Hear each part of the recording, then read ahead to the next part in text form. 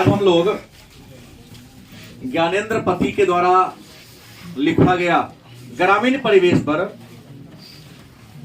लिखा गया एक कविता है जिसका नाम है गांव का घर। ग्रामीण परिवेश से जुड़े हुए ये कवि रहे हैं। तो इन्होंने वर्तमान आधुनिकता के दौर में, सूचना प्रौद्योगिकी के दौर में हमारे गांव का स्वरूप, हमारे समाज का स्वरूप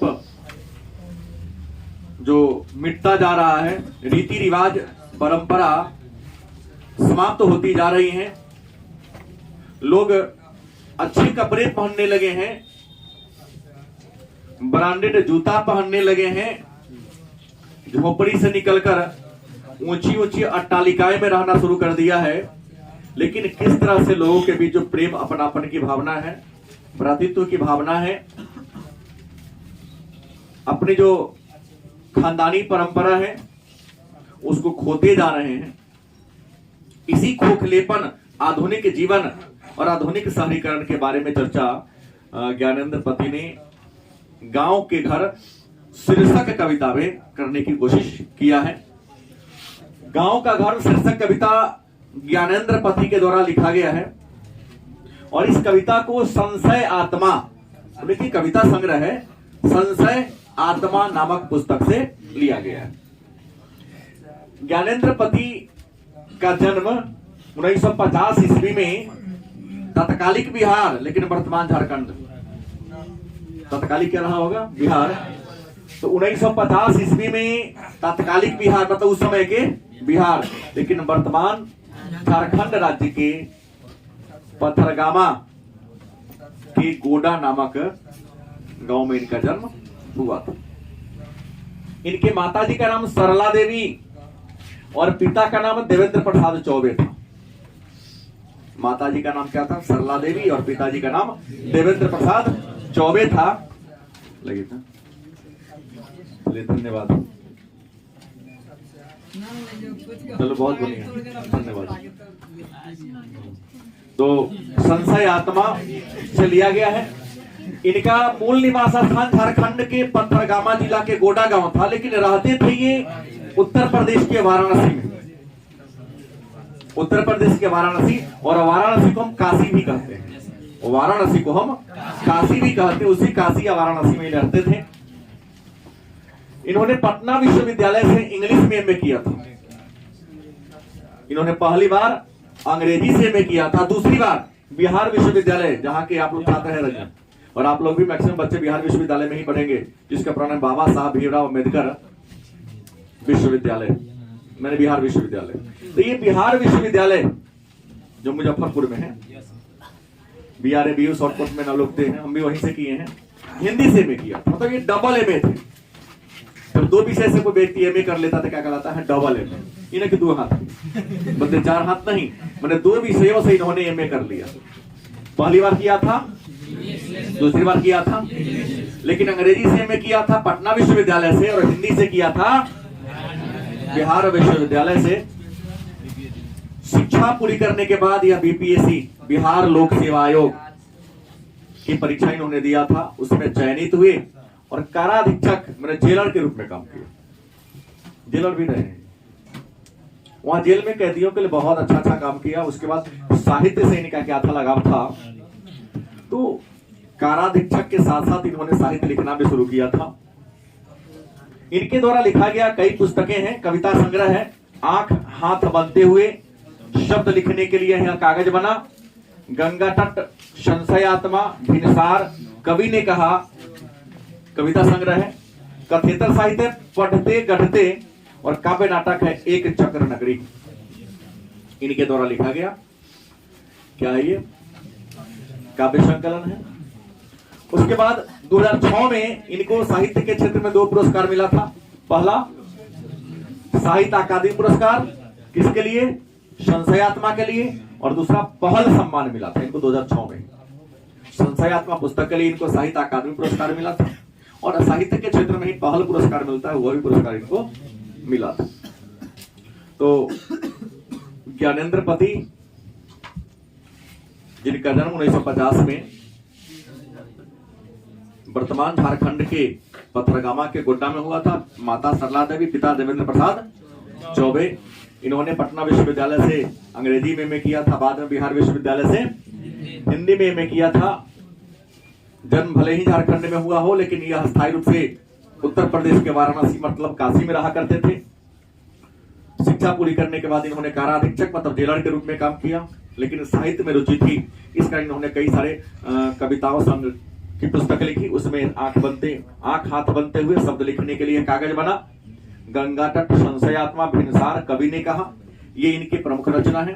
संशयात्मा के लिए इन्हें 2006 में संशयात्मा के लिए इनको साहित्य अकादमी पुरस्कार मिला था। तो आइए इनके द्वारा लिखा गया गांव के घर शीर्षक कविता को हम लोग पढ़ते हैं। और गांव के घर शीर्षक कविता में कवि ने ग्रामीण परिवेश के बारे में, ग्रामीण माहौल के बारे में मतलब यह बताने की कोशिश किया है कि हमारा गांव कैसा था और अब कैसा हो गया है, ग्रामीण कल्चर कैसा है और आज क्या गांव का माहौल रह गया है। तो गांव के बारे में कवि ने क्या सोच रखा था और गांव का जब स्वरूप अपना बदल रहा है तो कवि को तकलीफ है, उसी तकलीफ का जिक्र कवि ने इस कविता के माध्यम से किया है। लिखे हैं, गांव के घर अंतःपुर की चौखट, टिकुली साटने के लिए सहजन के पेड़ से छुड़ाई गई, गेंद के गेह वह सीमा। हमको लगता है कि आप में से कुछ बच्चे हैं जो इस लाइन को समझ रहे हैं। कवि कहते हैं गांव के घर अंतःपुर की चौखट, मतलब गांव में जो घर की बनावट की अगर बात करते हैं तो गांव में घर बनता है जिस बीच में आंगन होता है। बीच में क्या होता है? आंगन के चारों तरफ असोरा होता है, पलानी जिसको आप लोग कहते हैं। उस पलानी के बाद रूम होता है, चौखट लगा होता है रूम में प्रवेश करने के लिए। 60% गांव का काम लोग उसी असोरा मतलब जिसको पलानी का तो उसी में कर लिया करता है। चूल्हा चौका, ढेकी जाता, गलत कि सही, सब चीज उसी में होता है। लोग अपना सुबह 5 बजे से लेकर रात्रि के 8 बजे तक का समय असोरा में ही बिता लेता है, काम करते बात करते। रूम का प्रयोग केवल विश्राम करने के लिए लोग करता है। ग्रामीण परिवेश की बात कर रहा हूं। कभी वही बात लिखते हैं कि गांव के घर के अंतःपुर की वह चौखट। गांव के घर, अंतःपुर माने अंदर वाला घर का चौखट। हमने कहा बरामदा के बाद, मतलब जिसको पलानी आपने कहा, गांव में आज भी उसको कहता है असोरा। ग्रामीण शब्द है, देशज शब्द है असोरा। उसके बाद घर में घुसने के लिए एक चौखट लगा होता है। आज महिलाएं विवाह के बाद अपने माथे पर ललाट पर टिकुली साटती हैं, गोल लाल पीला जो भी रंग का हो। आज तो जो टिकुली आ गया है उसमें ऑलरेडी पहले से गोंद लगा हुआ होता है, लेकिन पहले जो टिकुली आता था उसमें गोंद। बच्चे क्या करते थे, माँ का प्यार पाने के लिए, सम्मान पाने के लिए आम के लाशा, सहजन के लाशा ला के अपनी माँ को क्या करता था, देता था। माँ प्रसन्न हो जाती थी और बच्चे भी चाहे वो भी लाला के उस चौखट पर चिपकाते थे ताकि टिकुली साटे उसमें मम्मी क्या करे, टिकुली को सटा के अपने माथा में लगा ले। गलत कि सही? तो कभी वही कहते हैं कि गांव के अंतःपुर की वह चौखट टिकुली साटने के लिए सहजन के पेड़ से छुड़ाई गई, गोह गेंद वह सीमा।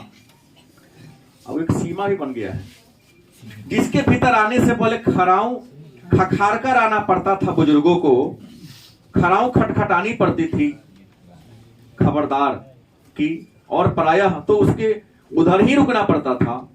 एक अदृश्य पर्दे के पार से पुकारना पड़ता था, किसी के बगैर नाम लिए। ग्रामीण कल्चर का हमारे गांव की यह पहचान है, वह पहचान आज खो गया है। बड़े छोटे का लिहाज रहता था रिश्ते में, ये भैंसुर है, ये ससुर है। लोग सामने खाने की बात छोड़ दो, सामने में आती भी नहीं थी। आज तो ससुर के साथ पीछे बड़ा बढ़िया से गाड़ी पर बैठ के पुतोह भैंसुर के पीछे उसकी ये बैठ के चलती है, होटल में तो बस गिलास में गिलास टकरा के चाय पीती है। रिश्ते की जो दूरियां है वो घटती जा रही है, हंसने की बात नहीं है। कभी कोई इस बात का तकलीफ है, इसी तकलीफ का जिक्र कवि ने इस कविता के माध्यम से किया है। कवि कहते हैं कि गांव की हमारी कल्चर रही है, जो मैं पहले का टिकुली सामने लगा हुआ है। अगर बुजुर्ग आदमी, घर के बड़े आदमी जब घर में प्रवेश करते तो गेट पर खड़ा होकर बिना कहा कोई थका दिया, मतलब महिला समझ गई कि हमारे बड़े नहीं है, तो अपन लोग खड़ा खटखटा दिया, बुझ गया, खड़ा गुरुबे बनेगा नहीं। फिर भी तीसरा चेतावनी, घर के अंदर महिलाएं कैसे है उसको क्या मतलब, तो इन उसको पता है। बिना किसी का नाम लिए घर में कोई लड़का हो चाहे बउआ छेरे, समझ गई आ रहे हैं। अगर केवल महिला है, महिला के साथ जैसे उसको क्या मतलब, इससे संभलने का, उसको अपने वस्त्र को संभालने का उसे क्या मिला, मौका मिला, आराम से अपने घर में प्रवेश कर गई। लेकिन कभी कहते हैं आज यह परंपरा क्या होती रही, लोप होती जा रही।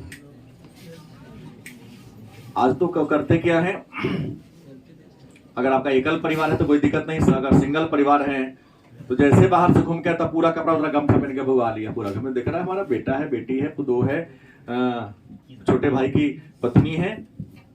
इसका लिहाज आज हमको लगता है कि 5% या 10% लोग कर रहे हैं। अब वो गांव में कर रहा, शहर में तो भी नहीं कर रहा। गांव में कुछ है तो कभी कोई इस बात का तकलीफ है कि नहीं, वो हमारी क्या थी, पहचान थी, हमारी परंपरा ही इंडिया की पहचान है। भारत की संस्कृति ही भारत को विश्व में विश्व गुरु बनाने के लिए क्या है, प्रसिद्ध है। भारत से अच्छे बहुत सारे देश है, लेकिन भारत की जैसी कल्चर है, भारत की जैसी परंपरा है, भारत की जैसी संस्कृति है अन्य जगह है नहीं। आप लोग भी जैसे अब शिक्षक दिवस बीता, क्या करते थे, बच्चे देखता हूं लेकर गुरुजी के मुंह में ठगस दिया, रंग होली के समय का देखिए के बांध पर गुरुजी को पटा दिया। अरे अपने पापा पर रंग रखते हो, अबीर उनके मुंह में लगाते हो, क्या डिफरेंस है तुम्हारे पापा जी और तुम्हारे गुरुजी में? वो भी तो गार्जियन है ना, तुम्हारे गार्जियन का लायक, लेकिन वो लगाता है। आप गुरुजी बड़ी बढ़िया से लगवाते, तू लगा ले तो हम उधर लगाएंगे। कभी कोई इस बात का तकलीफ है नहीं, रिश्ते का एक लिहाज होना चाहिए। यही नहीं है हमारे समाज में, कम होता जा रहा है। कभी कोई इस बात का क्या है, तकलीफ है, और इसी तकलीफ का जिक्र कवि ने इस कविता के माध्यम से किया।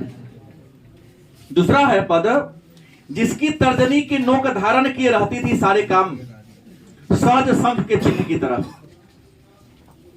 गांव के घर के उस चौखट के बगल में गेरू लिपि भीत पर दूध डूबे अंगूठे के छाप उठौना दूध लाने वाले बूढ़े ग्वाला दादा के हमारे बचपन के बहाल पर दुग्ध तिलक महीने के अंत में गिने जाते थे एक एक कर। कभी कहते हैं कि जिसकी तर्जनी, तर्जनी कहते हैं इस किस्म को, इसको तर्जनी कहते हैं।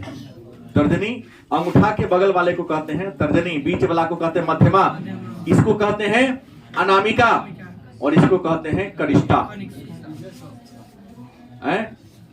कनिष्ठा, अनामिका, जिसमें रिंग फिंगर को अनामिका कहते हैं, मिडिल फिंगर बीच वाला, इसको कहते हैं तर्जनी, और इसे कहते हैं अंगूठा। आप लोग तो अंग्रेजी वाले हैं, लेकिन फिर भी हिंदी को सीखने की कोशिश कहते हैं कवि कि जिसके तर्जनी के नोक धारण किए रहते थे सारे काम। घर की बहु बेटियां के बारे में जिक्र किया है कवि ने कि काम करने के लायक हो गई थे, अपने एक अंगुली पर घर के सारे काम काज को रचा दिया करती थी। लेकिन आज कवि को दुख है, टाइम हो गया जगने का आज की, तो बहु बेटियां जगती ही हैं 8 बजे। अब उससे पहले जगा नाक कान भैर हाथ पैर पटकना शुरू, कहीं सुतल नींद खुल गया बेड पर, आज चल रहा है कि ढकना बर्तन खटखटा रहा है तो फेंकना का छती भले बुढ़िया के बर्तन। ऐसा है कि नहीं है? पहले बहु बेटियां, घर की महिलाएं सबसे पहले जगती थी, सबसे लास्ट में सोती थी, और घर के काम को अपने एक उंगली पर नचाया करती थी, कभी कहते हैं। लेकिन आज की कहानी है, हिस्सा पट्टीदारी हो गया है। अकेला है तो मजबूरी है करना, दो आ गए तो हर दिन तबीयतें खराब होता है। गलत की सही सास अगर काम कर रही तो थोड़ा भी लिहाज नहीं है। वो तो खैर आप लोगों में भी नहीं देखने को मिलता है। पिताजी झाड़ू लगा रहे हैं तो बैठ के कुर्सी पर मोबाइल चला रहे हैं। गलत की सही। और पढ़ के जाते हैं तो लगता है गवर्नर हो गए, हम तो काम करने के लायक है ही नहीं। पढ़ लिए तो गवर्नर से कम है ही नहीं। पद मेरा क्या हो गया, भले पूछाए चाहे ना है। कभी कोई इस बात का तकलीफ है? गांव के घर में पहले घर भीत वाला हुआ करता था। इसका घर मिट्टी के दीवार को भीत कहते हैं। आप लोग नहीं देखे होंगे या कुछ बच्चा देखा होगा, गांव में है कहीं कहीं अभी भीत वाला घर हुआ करता था। और दीपावली के पहले उस भीत वाले घर को पोता जाता था चिकनी मिट्टी से, और चूना और गेरुआ, लड़का जो होता है गेरू कहते हैं, उससे उसको दीवार को रंगा जाता है। कभी कहते हैं कि पहले हमारे गांव में शिक्षा कम था। शिक्षा क्या था? कम था। लिखने पढ़ने के लिए कागज भी क्या थे? कम थे। तो उठौना दूध वाले ग्वाले दादा आते थे दूध देने, तो दूध नाप दिया और दूध में अंगूठा बुलाकर दीवार पर चिपका दिया। क्या इसका दूध तुमको हम दे दिए, निशानी है क्या तुमको दूध।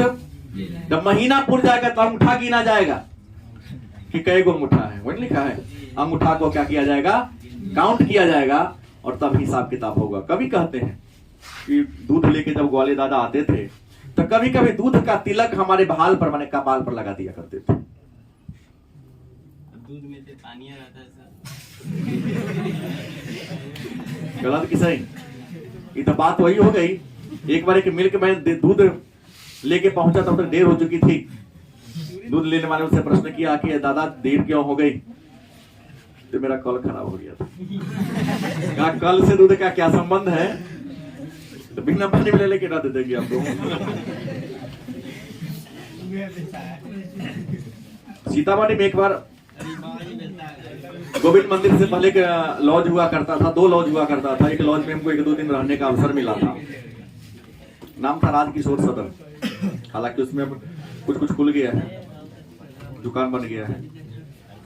तो रात को 1-2 दिन रहने का मौका मिला तो हम थोड़ा देर हो गई। चाय बना के 2 सब पिला दिया। अरे दूध तुम लोग लेता है क्या? तो कहा दूध तो नहीं लेते हैं। तो चाय दूध का पिलाया है, तो फ्री में देता है आधा लीटर हर दिन। कौन भाई फ्री में पिलाने वाला? तो देखो हम एक लॉज में आता है प्योर दूध लेके, यही लॉज के अंदर पानी मिलाता है। तो हम लोग किसी को कहे नहीं, इसके कमीशन में हर दिन प्योर दूध आधा किलो पिलाता है और सब लोग चाय पिलवा के पीते हैं। क्योंकि बाहर मिला गया तो कोई ना कोई देख लेगा। बच्चा का हम भी खुश, वो भी खुश। तो कभी वही कहते हैं कि अंगूठा गिनकर दूध का हिसाब हुआ करता था। आज तो इतना हो गया कि ठाकुर प्रसाद के कैलेंडर खरीद लो, अखबार का हिसाब, दूध का हिसाब, कपड़ा का हिसाब, सब वही मेहनत के मारते चलो। नेक्स्ट है गांव का वह घर अपना गांव खो चुका है। गांव का वह घर अपना गांव खो चुका है। पंचायती राज में जैसे खो गए हैं पंच परमेश्वर। कभी कहते बड़ा दुख है कभी कि गांव में तो घर है लेकिन वो घर भी अपना गांव खो चुका। क्योंकि गांव के घर की पहचान थी कि घर के बीच में आंगन होगा, सोरा होगा, अंदर क्या होगा, कमरे होंगे। आज गांव में भी बिना हॉल वाला घर बन रहा है। शहर के घर और गांव के घर में किसी प्रकार का डिफरेंस ही नहीं दिखाई दे रहा है। पहले गरीब आदमी घर बनाता था, घर के पीछे जमीन छोड़ दे, दावा लोग का दाब के दावा छोड़, और यानी हमर चुएगा, 2 हाथ इधर छोड़ दिया, 2 हाथ पूरा पकड़ के बना रहा है। गलत कि सही? कोई कभी कहते हैं कि गांव का वह घर अपना गांव खो चुका है, जैसे खो गए हैं पंचायती राज में पंच परमेश्वर। पंचायती राज तो है लेकिन मुझे याद है पुरनका सिलेबस में रंजन आपको मैं पढ़ाया पंच परमेश्वर, अलगू चौधरी और जुमन शेख की कहानी। आपका सिलेबस था ना वो? पंच में परमेश्वर का वास होता था। पंच तो आदमी है लेकिन परमेश्वर नहीं है। पंच की कुर्सी पर जो बैठ जाता था वह परमेश्वर के समान डिसीजन लिया करता था, जैसे बुलंदी फिल्म में दिखाया है। अनिल कपूर का फिल्म है बुलंदी, देखे आप लोग? नहीं देखे आप लोग तो खेसारी लाल वाले हैं तो कितना देखिएगा। आपको 3 इडियट अच्छा नहीं लगेगा, सुपर 30 आपको अच्छा नहीं लगेगा, नील बैटरी सन्नाटा आपको अच्छा नहीं लगेगा। वो लगेगा जिसका ना कोई सर है ना पैर है, वो अच्छा लगता है आप लोगों को। फिल्म का एक मायने हो, कहानी का एक मतलब निकलता हो। तो प्रश्न है, कभी कहते हैं कि गांव खो चुका है, कैसे? जैसे पंचायत राज पंच परमेश्वर, पंच है लेकिन परमेश्वर नहीं है। सुनने में आता है पानी खिला दो तुम्हारे पक्ष में डिसीजन आ जाएगा, मुर्गा बाट बैठा के खिला दो, जो मन है उसे कहवा लो, सब कहने को तैयार है वो। मोहन बेचारा कुपित इसी मामले से कई बार 500 रुपए इसको देना पड़ा अपने पक्ष में डिसीजन लाने के लिए। हाँ भैया, बिजली आ गई, बिजली बत्ती आ गई, कब की कब, बनी रहने से अधिक गई रहने वाली है। कभी कहते गांव में बिजली बत्ती आ गया है, पोल गड़ गया है, पोल पर बल्ब लगे हुए हैं, लेकिन जितना देर रहता नहीं उतना देर गायबे रहता है। क्योंकि आज भी किसी किसी गांव में बिजली आता है तो लोग जोर से सीटी मारता रहे, आगे लोग चल। मैं देखा हूं जितना देर रहता नहीं है उससे बेसी कटले रहता है। कहीं आंधी तूफान आया तो 4 दिन नहीं आएगा। गवाह है कि बच्चे आते हैं तो बोर्ड में कुर्सी बेंच पर जगह हाँपने से पहले बोर्ड में हाँपते हैं जगह कि सर 4 दिन से गांव में लाइन ना हुआ। आज भी अब के बिटौआ के दहेज में टीवी भी, लालटेन है, अब भी दिन भर आले में कैलेंडरों से रखी रहती। कहते हैं अब की बिटौआ के दहेज में क्या मिला है? टीवी। लाइन आ गया तो टीवी तो मिलवे करेगा। बिजली आने के बाद भी गांव में बिजली बत्ती आ गए, लेकिन ललटेन आज भी आपके घर में है। लेकिन कभी को दुख है कि वो ललटेन जो पहले आगे टंगा होता था, अब पहले घर में दीवार वाला मिट्टी वाला घर हुआ करता था तो दीवार में गड्ढा कर देते, खोड़ली या क्या कहते थे उसकी, टाखा अंदर कर दिया गड्ढा तो खोड़ली, आगे निकल गया तो टाखा। अंदर दीवार के अंदर हो गया तो क्या थी, गलत सही? और आगे निकल गया तो आगे निकल गया, उस पर डिबिया वगैरह को रखा जाता था। और पीछे हो गया तार का, तो पीछे वाला फोड़ली कहते हैं। ललटेन तो आजो है, लेकिन पीछे रखे ऊपर से कैलेंडर ढक दिया। कैलेंडर दिखे ललटेन ना दिखे। अगला है, लालटेन है अब भी दिन भर आलोक से कैलेंडर में ढकी। ललटेन सब घर में आजो है, जिसका गांव में घर है ललटेन पे चली है जी, ललटेन है, लेकिन वो दिवाली के घर आता है। घर आता है दिवाली के दिन उसका सब घर आता है। बरसात में कभी कभी लाइन कट जाता है तब, लेकिन मैक्सिमम टाइम उस आला में रहता है कि नहीं? घर के आगे टांग के रखते हैं, नहीं दिखाई ना तो वहां रखते हैं, लोग आएगा तो हंसेगा। आरजेडी को वोट देते ललटेन से साफ करते हैं। रात उजाले से अधिक अंधेरा उगलती है। कभी को दुख है कि गांव में एक परंपरा थी, जैसे हम छोटे थे, बच्चे थे, तब की कहानी बोल रहा हूं, 10 के पहले की। 1 महीना हम लोग होली खेलते थे, उससे ज्यादा खेलते थे। सरस्वती पूजा के बाद होली शुरू। प्रतिदिन खाना पीना खाने के बाद 8 बजे के बाद चाचा जी लोग डंप खरीदिए। डंप जानते हैं ना? हाँ, पहले ही खरीदा जाता था। हाँ, आज जितने हमारे छोटे छोटे दोस्त लोग थे कंटर लेके, उस समय इतना डिसिप्लिन नहीं टाइम मिला था खाना पीना का, उसी को जिसको जैसे पीटने आ रहा है पीट के कुछ गा रहा है। माने टेलीविजन नहीं था, लेकिन मनोरंजन का बहुत एक से बढ़कर एक साधन था, सभी उसी में मस्त रहा करते थे। लेकिन आज होली है, पता नहीं, होली के दिन भी होली का पता नहीं चलता है कि लोग शराब पी के अपने घर में सोने का तरीका बना। लेकिन होली में पहले हम लोग कितना घर घूम जाया करते थे। अपने घर कम, दूसरे घर ज्यादा खाते थे। अपने घर कम, दूसरे के घर ज्यादा। सबके घर अपने अपने घर के सामग्री का आदान प्रदान किया करता था। प्रेम और अपनापन था उस गांव में। आज अगर कुटुंब आता था तो मैं देखा हूं कि घर में केवल चावल सब्जी बना है, लेकिन कुटुंब अगर अचानक पहुंच गया तो 15 मिनट में 4 रंग की सब्जी पहुंच जाया करता था। कटोरा में रख लिया, नंदू का के चले गया, फलनमा काकी के जोर कथी बनल होते। अपना यहाँ चावल घिउरा के तरकारी बनल है, बगल में आलू सोयाबीन बना हो, बगल में कोहरा के बना हो। कुटुंब के मिला 5 प्रकार के व्यंजन पकवान सब्जी का। वो आत्महत्या करने को तैयार थे। अचानक 5 प्रकार के कहां से आ गया। और आज आपके यहाँ रिश्तेदार आते हैं तो 2 गो मिठाई 2 गो सिंघारा। ज्यादा खुश हुए तो गरम चाय के मुठ मीट का लाभ पका लाभ। पहले का नाश्ता हुआ करता दही चूरा, आगे तो सूजी का हलवा, पूरी, कचौड़ी जिसे कहते हैं। कचौड़ी इसलिए गोल रोटी बना दिया, गिलास से काट दिया। गलत कि सही? ऐसे वाला रोटी खाए आप लोग, गिलास से काटा हुआ? हाँ, ऐसे बनना जैसे बने, लेकिन मैंने कहा उसको स्वीकार करो। तो माँ जन्म लिया, तुम्हारी गलती है ना, हमारी को जन्म लेता। भुजिया को झूरी कहा जाता था, भुजिया को झूरी। बहुत दिन के बाद बोला तो 2003-4 की कहानी है। गए थे गांव, तो एक आदमी कहा कि बहू हमारे यहाँ तरफ भोज खाए चले को। काम करता था खेत में, ठीक है हम आज आएंगे आपके यहाँ भोजन करने। पैसे उसका दूध दिया था, तो दही चूरा, सब्जी भी दिया, भुजिया थोड़ा कम दिया। पत्नी को लगा डांटने, थोड़ा बुझाई थो ना, बउआ खाली झूरी खाई थी। कोई याद आए तो बचपन की बात याद करा दिया। मैंने भुजिया पर हम लोग आ गए थे, तरुआ को पकौड़ी कहना शुरू कर दिए थे, लेकिन पुनः गांव की वो बातें याद करा दिया। 2003-4 की कहानी। झूरी, झूर होना चाहिए, थोड़ा टाइट होना चाहिए।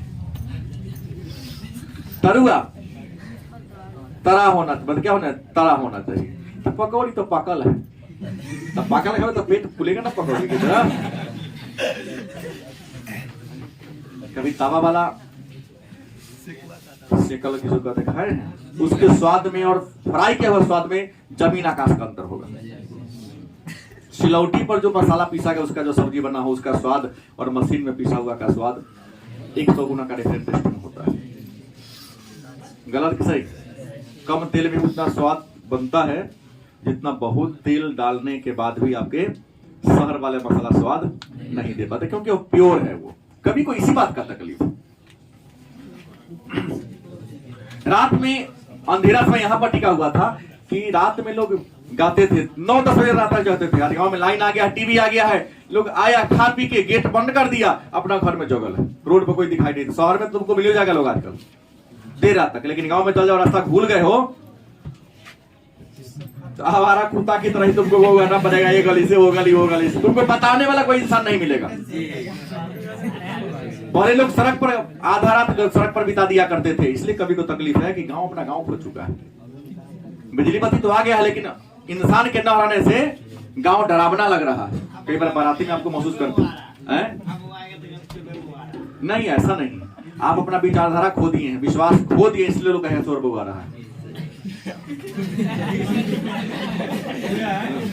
अंधेरे में छोड़ जाते हैं भाव से बढ़ती, जबकि चकाचौंध रोशनी में मदमस्त ऑर्केस्ट्रा बज रहा है कहीं दूर।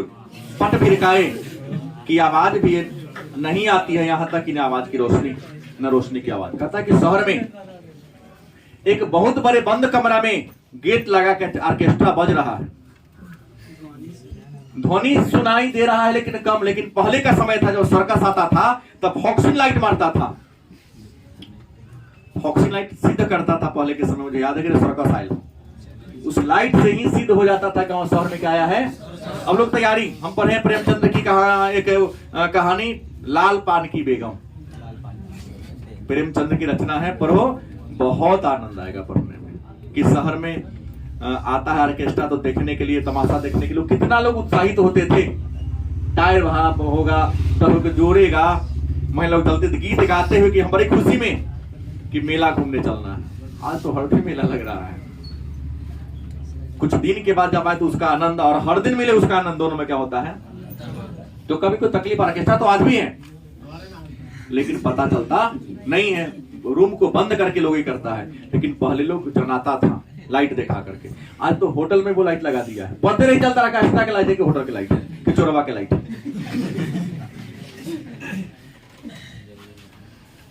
होरी चैता बिरहा अल्हा गूंगे, लोक गीतों के जन्म भूमि में भटकता है एक शोक गीत, अनगाया अनसुना, आकाश और अंधेरे को काटते हैं। कभी कहते हैं कि भारत की जो हमारी भूमि है, यहाँ हर महीना में 12 मासी के हर महीना का अलग अलग गीत होता है। होली के महीना में होली, चैत के महीना में चैता, सावन में हर महीना का अलग अलग, ब्याह का गीत अलग है, जनेऊ का गीत अलग है। लोग गुनगुनाते थे, किसान खेत में धान रोपना शुरू कर दिया, देखा अकेला है तो गीत गाना शुरू कर दिया।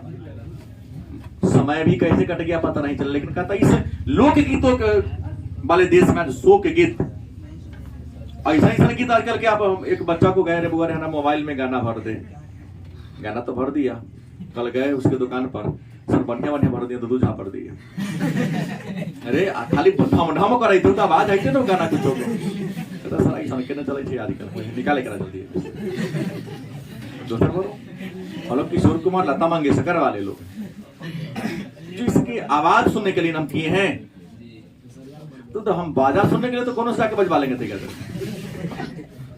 तो आज तो गाना है लेकिन गाना का रंग ताल नहीं है, आवाज कम बाजा ऐसे सुनाई दे, तो वही कभी को तकलीफ है सब कुछ लेकिन सब कुछ खोते जा रहा है। 10 कोसों दूर शहर से आने वाले सर्कस का बोला हुआ प्रकाश तो कब का मर चुका, क्योंकि सर्कस है ही नहीं। आप लोग सर्कस देखा है कोई? कौन कौन देखा है? सीतामढ़ी